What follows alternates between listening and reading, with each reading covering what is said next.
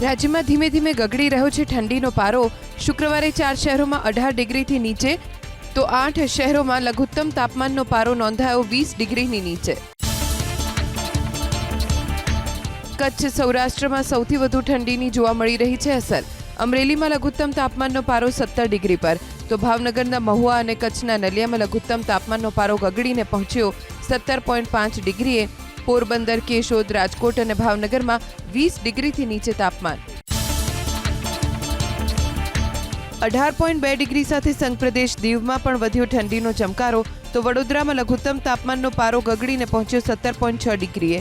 ડીસા, ગાંધીનગરમાં લઘુત્તમ તાપમાનનો પારો 20 ડિગ્રીની નીચે। લઘુત્તમ તાપમાનનો પારો 20 ડિગ્રીની નીચે પહોંચતા અમદાવાદમાં ગુલાબી ઠંડીનો પ્રારંભ। 20 નવેમ્બર બાદ અમદાવાદ સહિત રાજ્યમાં વધશે ઠંડીનું પ્રભુત્વ।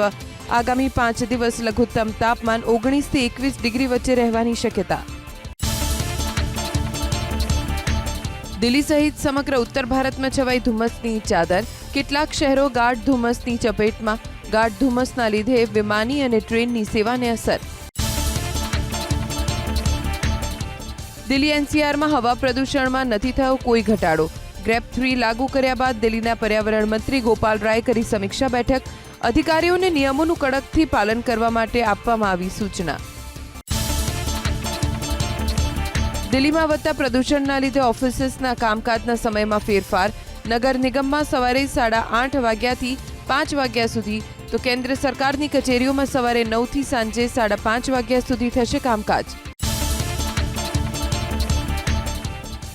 અમદાવાદના બોપલ વિસ્તારમાં ઇસ્કોન પ્લેટિનિયમમાં શુક્રવારે રાત્રે ભીષણ આગ લાગતા અફરાતફરી।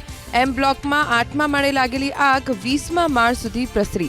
ફટાકડાના કારણે આગ લાગી હોવાનું પ્રાથમિક અનુમાન। કચરાના ઢગલામાં આગ લાગી અમદાવાદના અખબારનગરમાં। ફટાકડાના કારણે ખુલ્લા મેદાનમાં કચરાના ઢગમાં આગ લાગી હોવાનું અનુમાન। ફાયર વિભાગની ટીમે આગ પર મેળવ્યો કાબુ। ઉત્તર ગુજરાતના કેટલાય જિલ્લાઓમાં અનુભવાયા ભૂકંપના આંચકા। શુક્રવારે રાત્રે 10:15 4.2ની તીવ્રતાનો અનુભવાયો આંચકો।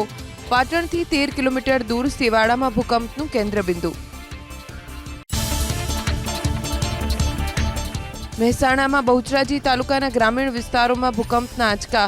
સુરપુરા, ચંદ્રોડા, વેણપુરા, અંબાડા, મંડાલી સહિતના ગ્રામ્ય વિસ્તારમાં ભૂકંપના આંચકાથી લોકો દોડી આવ્યા ઘરની બહાર।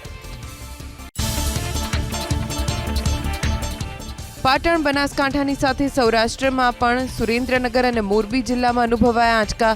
મોરબીના વાંકાનેર, માળિયા અને હળવદ તાલુકામાં ભૂકંપના આંચકા। સુરેન્દ્રનગરમાં પાટડીના આદરિયાણા, વણોદ, ખારાઘોડા ગામમાં ભૂકંપના આંચકા। કચ્છના રાપર તાલુકામાં પણ અનુભવાયો ભૂકંપનો આંચકો।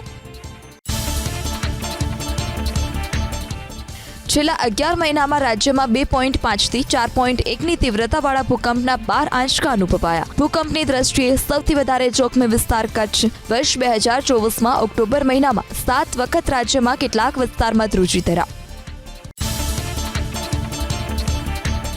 મુખ્યમંત્રી ભૂપેન્દ્ર પટેલ આજે મહારાષ્ટ્રમાં કરશે ચૂંટણી પ્રચાર। મુંબઈમાં સંબોધશે 4 જનસભા અને 2 સ્થળે સંવાદમાં થશે સામેલ। પ્રદેશ ભાજપ પ્રમુખ CR પાટીલ જલગાંવમાં ચૂંટણી પ્રચારને લઈ 6 કાર્યક્રમમાં રહેશે ઉપસ્થિત। ગુજરાત ભાજપ પ્રમુખ CR પાટીલનો આજે મહારાષ્ટ્રમાં પ્રચંડ પ્રચાર।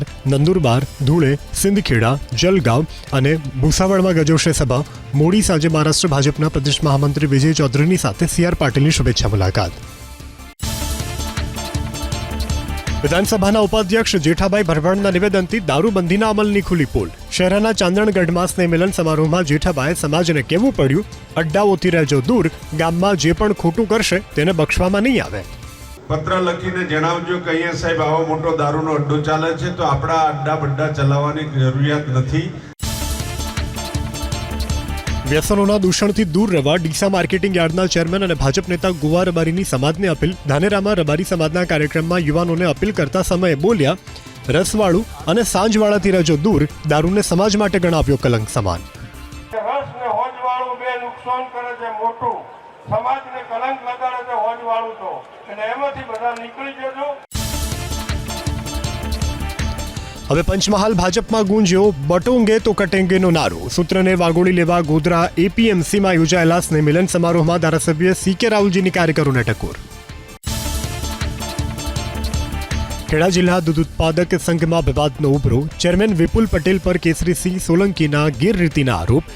નડિયાદ કમલમમાં ગોરધન ઝડફિયાની અધ્યક્ષતામાં આણંદ, ખેડા અને મહીસાગર જિલ્લાના ભાજપ પ્રમુખ, ધારાસભ્યો અને સહકારી સંઘના હોદ્દેદારોની સાથે બેઠક. ખ્યાતિ હોસ્પિટલ કાંડમાં મહેસાણા જિલ્લા આરોગ્ય અધિકારીનો ધડાકો. બોલ્યા કે હોસ્પિટલે કડી તાલુકાના ખાવડ, થોડ, કોલાદ, ડરણ સહિતના ગામમાં યોજ્યા હતા કેમ્પ. અમદાવાદની ખ્યાતિ હોસ્પિટલ કાંડમાં ડાયરેક્ટર કાર્તિક પટેલ અને CEO ચિરાગ રાજપૂત જ માસ્ટરમાઇન્ડ. બ્લોકેજ હોય કે નહીં, રોજ 30 સર્જરી કરી રૂપિયા બનાવવાનો હતો એકમાત્ર લક્ષ્યાંક. સરકારી યોજનાથી તબીબ અને સંચાલકોએ રૂપિયા કમાવવાનું રચ્યું ષડયંત્ર. ખ્યાતિ હોસ્પિટલ ઓપરેશન કાંડમાં બ્લોકેજ વિના દર્દીઓને સ્ટેન્ડ મૂક્યા હોવાનો ખુલાસો. એન્જિયોગ્રાફીની સીડીની પોલીસ કરશે તપાસ. ખ્યાતિ હોસ્પિટલ પાસેથી દસ્તાવેજો અને રિપોર્ટની પણ પોલીસે કરી માંગ. ખ્યાતિ હોસ્પિટલનો CEO ચિરાગ રાજપૂત અને director Kartik Patel master mind હોવાનો પોલીસ તપાસમાં ઘટસ્ફોટ. આરોપી અને ડોક્ટર પ્રશાંતને સાથે રાખી પોલીસે હોસ્પિટલમાં હાથ ધરી તપાસ. ડાયરેક્ટર અને CEOની ટીમ દર્દીઓને ઓપરેશન માટે લાવતા હોવાનો પણ ખુલાસો. ખ્યાતિ હોસ્પિટલમાં એન્જિયોગ્રાફી બાદ કેટલાક દર્દીને ઊંઘ ન આવવી અને ગભરામણ થતી હોવાની ફરિયાદ. હોસ્પિટલમાંથી ડિસ્ચાર્જ થયેલા મહેસાણાના કડીના દર્દીઓનું દરરોજ થઈ રહ્યું છે ચેકઅપ. આયુષ્માન યોજના હેઠળ છેલ્લા 5 વર્ષમાં રાજ્યમાં 46.23 લાખ દર્દીઓએ લીધી સારવાર. દર્દીઓની સારવાર પાછળ ચૂકવવામાં આવી 9,993 કરોડની સહાય. યુરોલોજીમાં સૌથી વધુ 678 કરોડ, જ્યારે કાર્ડિયોલોજીમાં 650 કરોડ ખર્ચાયા.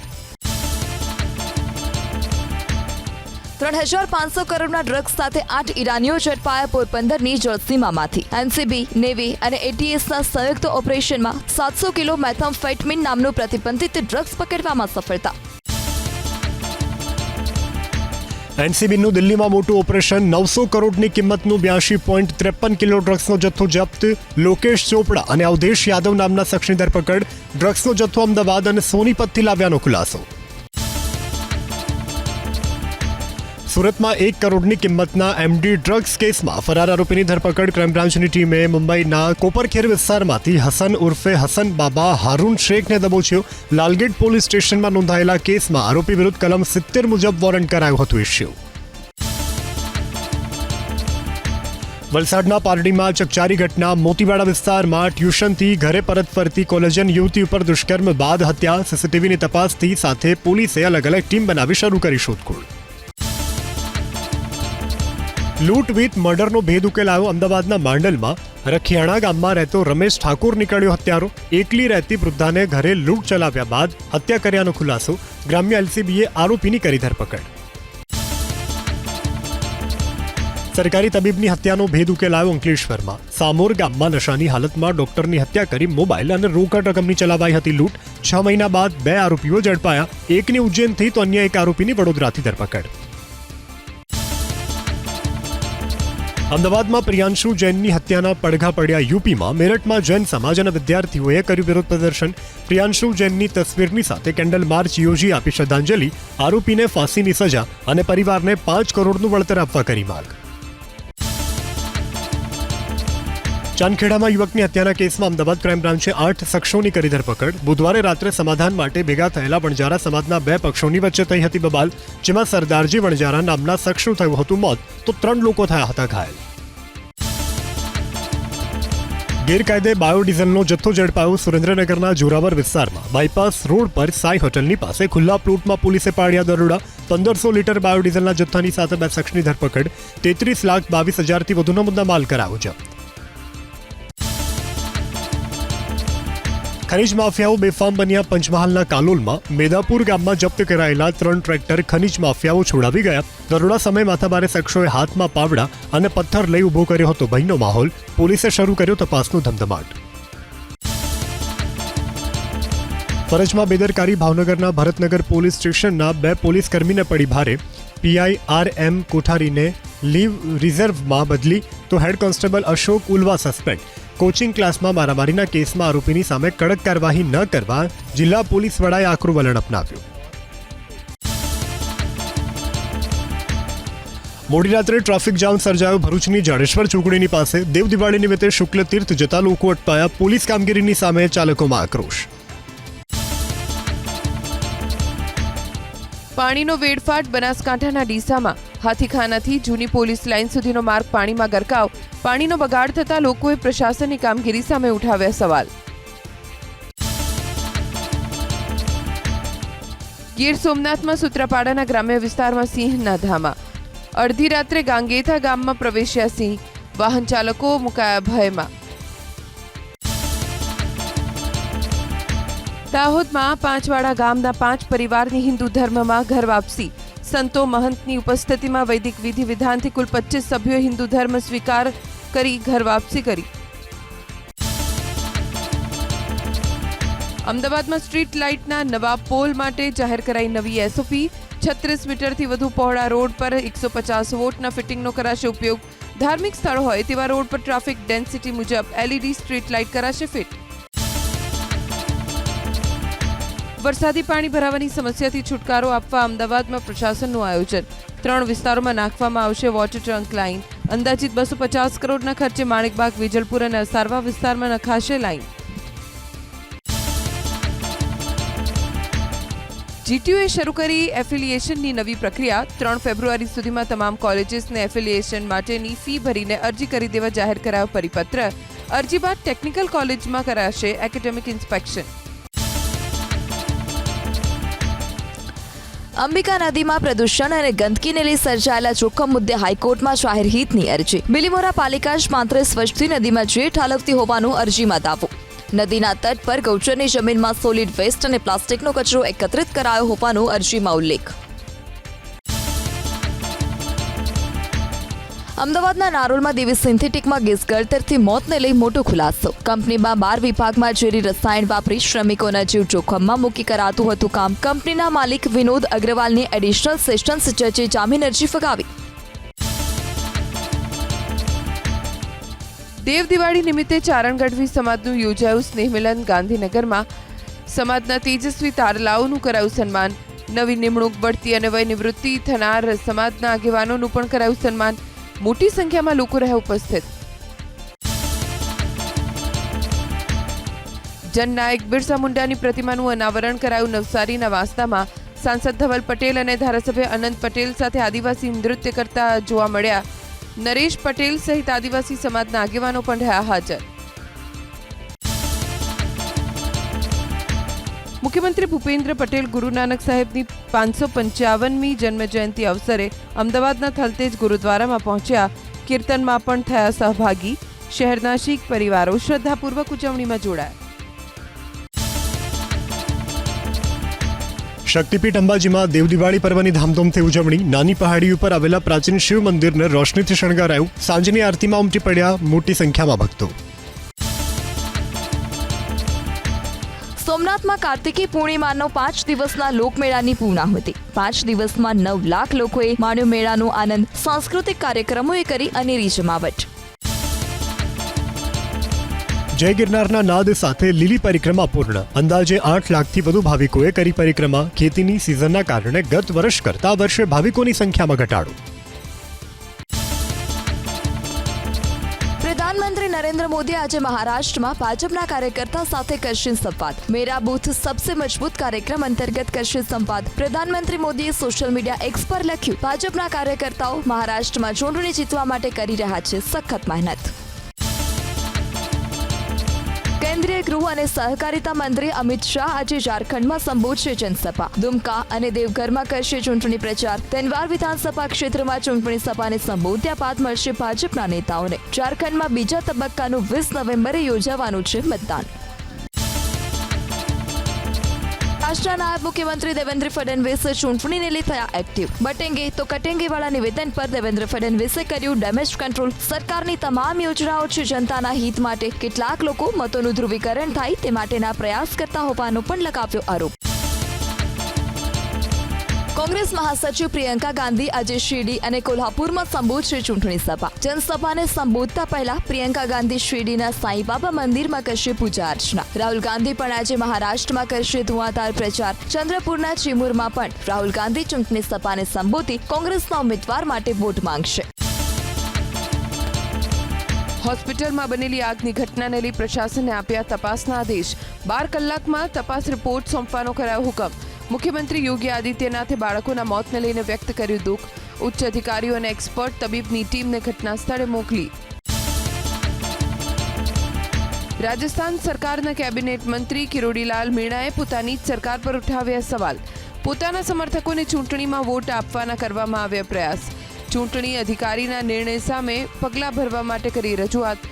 13 નવેમ્બરે રાજસ્થાન વિધાનસભાની 7 બેઠક પર યોજાયેલી પેટા ચૂંટણીમાં થયો હતો વિવાદ. કિંમતી ધાતુઓમાં ચાલુ સપ્તાહે મંદીના માહોલ વચ્ચે ચાંદીના ભાવમાં વધારો. 2000 રૂપિયાના વધારા સાથે ચાંદીના પ્રતિ કિલોના ભાવ થયા 90,000 રૂપિયા, તો 22 કેરેટવાળા સોનાના 10 ગ્રામનો ભાવ 74,600 રૂપિયા. વર્ષ 2025માં દેશમાં બ્રાન્ડેડ વસ્ત્રોના વેચાણમાં 20% સુધીના વધારાનો અંદાજ. અમેરિકા, યુરોપ કરતાં ભારતમાં બ્રાન્ડેડ વસ્ત્રોનું વેચાણ રહેશે વધુ. નોન બ્રાન્ડેડ કપડાના વેચાણમાં પણ 17% વધારો થયા હોવાનું અનુમાન. લેબનનમાં ઇઝરાયેલના હુમલા યથાવત. બેરૂતમાં એક ઇમારત પર ઇઝરાયેલી સેનાએ કર્યો બોમ્બમારો. દક્ષિણ પૂર્વ વિસ્તારમાં 11 માળની રહેણાંક ઇમારતને બનાવ્યા નિશાન. ગાઝા અને લેબનનમાં યુદ્ધ વિરુદ્ધ. ઇઝરાયેલમાં નાગરિકોનું વિરોધ પ્રદર્શન. ઇઝરાયેલ તરફથી ચાલી રહેલા યુદ્ધનો સ્થાનિકોએ કર્યો વિરોધ. ગાઝા અને લેબનનમાં થયેલા જાનમાલના નુકસાનની કરવામાં આવી નિંદા. ઇઝરાયેલના બેરૂતના કેટલાક વિસ્તારોમાં હવાઈ હુમલા. લેબનાનની રાજધાનીમાં રહેણાંક ઇમારતો પર બોમ્બમારો. દહિયામાં બ્લાસ્ટથી ચારે તરફ તબાહીના દ્રશ્યો. લેબનનના બાલબેકમાં નાગરિક સુરક્ષા કેન્દ્ર પર ઇઝરાયેલનો હવાઈ હુમલો. હુમલામાં 13 બચાવકર્મીઓના મોત. શહેરની પાસે કાટમાળમાં ફસાયેલા લોકોની કરવામાં આવી રહી છે શોધખોળ. ઇઝરાયેલ સેનાએ કરેલા હુમલામાં દમિશ્કમાં 15 લોકોના મોત. દમિશ્કના 2 રહેણાંક વિસ્તારોમાં ઇઝરાયેલી સેનાએ કર્યો હતો હુમલો. હુમલામાં 16 લોકો ઇજાગ્રસ્ત. સેન પેડ્રો સુલામાં ધોધમાર વરસાદથી ચારે તરફ જળબંબાકારની સ્થિતિ. માયામી આધારિત નેશનલ હરિકેન સેન્ટરે પૂર અને ભૂસ્ખલનનું જાહેર કર્યું એલર્ટ. ચીન યુરોપ માલગાડી સેવાએ પૂર્ણ કરી 1 લાખ ટ્રીપ. દક્ષિણ પશ્ચિમ ચીનથી યુરોપ રવાના થઈ માલગાડી. 420 બિલિયન અમેરિકી ડોલરથી વધુનો સામાન કરાયો ટ્રાન્સપોર્ટ.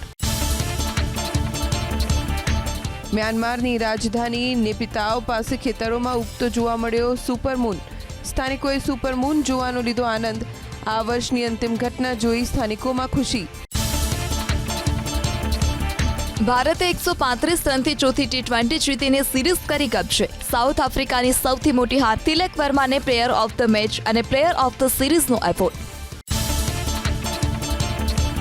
સાઉથ આફ્રિકા સામે તિલક વર્મા અને સંજુ સેમસને રચ્યો ઇતિહાસ. સેમસન તિલક વચ્ચે 210 રનની પાર્ટનરશિપ. ભારતની ઇનિંગમાં કુલ 23 છક્કા અને 17 ચોગ્ગા. અર્શદીપે લીધી 3 વિકેટ.